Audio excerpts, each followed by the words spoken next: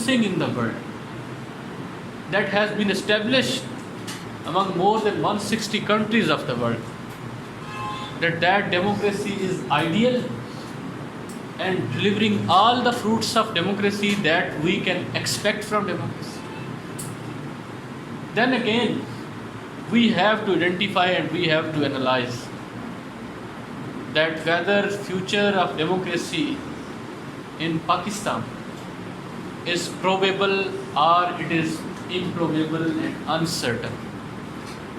We have to analyze that whether democracy has failed in Pakistan or it is still a success story. We have to analyze that what are the most important hurdles in the way of effective democracy in Pakistan. What is wrong with democracy in Pakistan regarding theoretical commitments, and what is wrong with democracy in Pakistan related to operational realities in our political culture and political system. समझ आ रही ना आपको? And what is the worth of democracy in the capitalist world?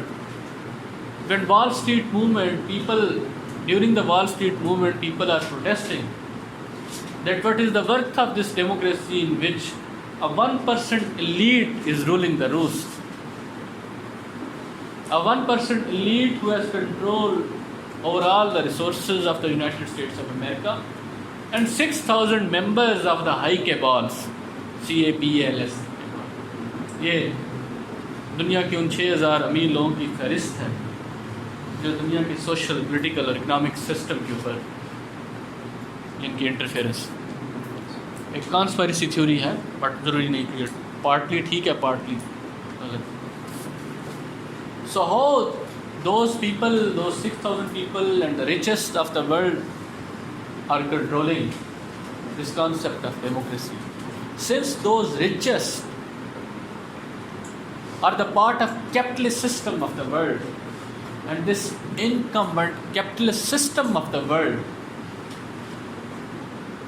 is basically a developed form of the middle class of 17th, 18th and 19th century.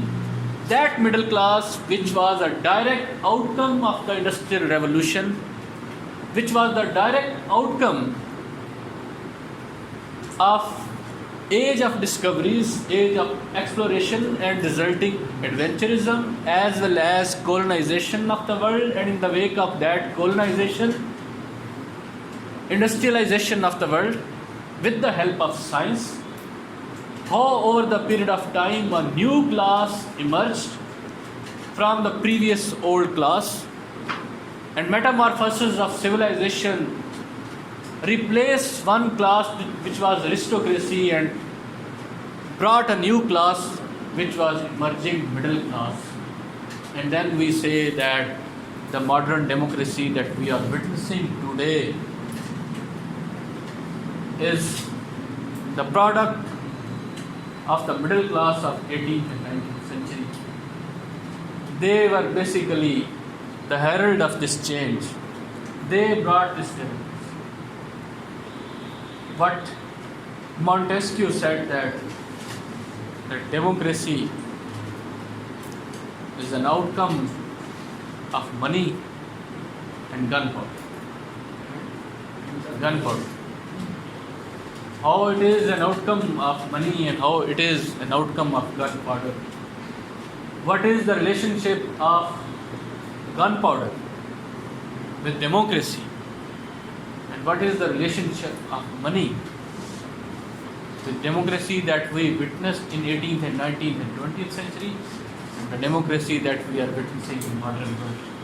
There is a credible.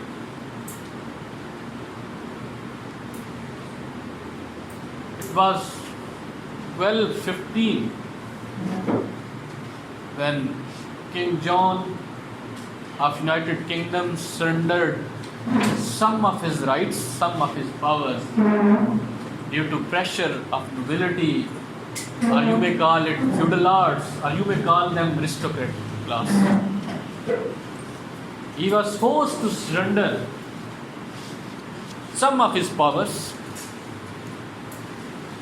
And one of the most important factor which compelled him to surrender those power was the invention and dissemination of gunpowder. Now gunpowder was also in the hands of aristocracy and feudal lords, who started to challenge the might of the king. And before that, nobody was capable enough to challenge the might and power of the king. और जो मुशर्रफ ने कहा था ना India को parliament के ऊपर, जब इंडियन पार्लियामेंट के ऊपर अटैक हुए थे तो फ़ौजें दोनों मुल्कों की खड़े हो, तो मुशर्रफ ने कहा था कि वो इंडिया कभी भी जंग नहीं करेगा। रीज़न ने कहा था उन्हें पता है हमारे पास भी हैं atomic weapons, deterrence. So King John surrendered in front of aristocracy, in front of feudal lords, because they said हमारे पास क्या है। ठीक। So gunpowder, new cannons became a direct threat to the authority of King John, and he surrendered. And ultimately 65 section जो थे Magna carta के, जी ये जो आपका हेबियस कॉर्पस का है concept, that was also the part of this Magna carta, that nobody can be arrested unlawfully without due process of law. So along with this Magna Carta, at that time there was only one class, the powerful class of feudal lords in collusion with clergy. They were not only helping the king, but they were also challenging the authority of the king. Europe was passing through dark ages at that time, and if there was only one threat to the authority of the king, that was aristocracy and clergy.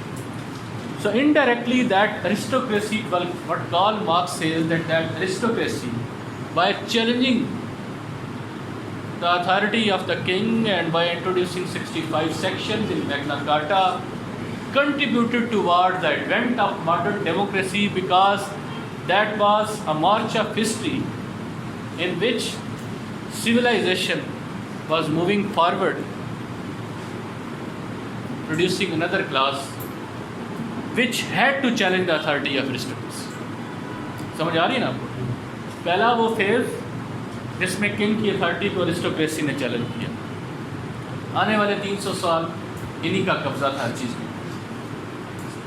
आप Indian history पढ़ लें, Sultan Shamsuddin Iltutmish, how he was blackmailed by Chahalganis, 40 nobles थे,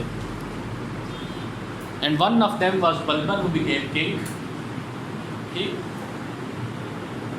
आप Ottoman history पढ़ लें, आप मुस्लिम history पढ़ लें, ये जो अरिस्टोक्रेटिक क्लास थी इनकी dominance, feudals. And in next 300, with the advent of Renaissance from 1453, and that from 1490s age of exploration starts, adventurism, and world before 1501 and after 1501, these two phases were different. यहाँ से दुनिया का तारीख का एक दूसरा फेज स्टार्ट हो। यहाँ से उस नई क्लास, जो कैपिटलिस्ट क्लास, जो मिडिल क्लास है, जिसको अंग्रेज़ी में बोर्जियाजी और बोर्जियस, दो प्रोनाउंसिएशन है, वो क्लास है। उस क्लास का origin is directly related to science, renaissance, colonization and industrialization in the West. Industrial revolution started in almost 1780 great Britain में, और 1810, 1820 और 1840s ऑनवर्ड ज़्यादातर जो बाकी वेस्ट में इंडस्ट्रियल रेवोल्यूशन है वो 1830s के बाद है, बट ग्रेट ब्रिटेन में सबसे पहले है। टेक्सटाइल की फैक्ट्रीज सबसे पहले ग्रेट ब्रिटेन में लगी, और क्योंकि ज़्यादातर